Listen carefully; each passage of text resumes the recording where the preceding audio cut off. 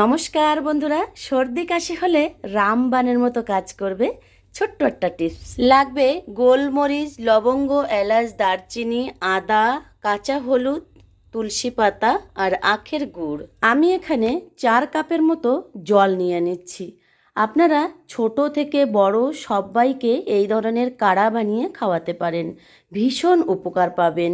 একে একে সমস্ত মশলাগুলো জলের মধ্যে দিয়ে গ্যাসের ফ্লেমটা মিডিয়াম করে নিয়ে 3 থেকে 4 মিনিট জাল করে নিতে হবে। যত সময় 4 কাপ জল 2 কাপ না হয় ততক্ষণ ধরে জাল করে নেব।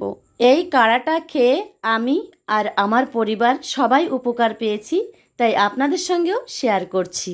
কাঢ়া রেডি হয়ে গেলে 2 মিনিটের মতো ঢাকা দিয়ে রেখে ছাঁকনি দিয়ে ছেঁকে নিয়ে পরিবেশন করে নেবেন। আপনারা যদি এই টিপস দেখে একটু উপকার পান, ছোট্ট একটা কমেন্ট করে জানাবেন। ভালো থাকুন, নমস্কার।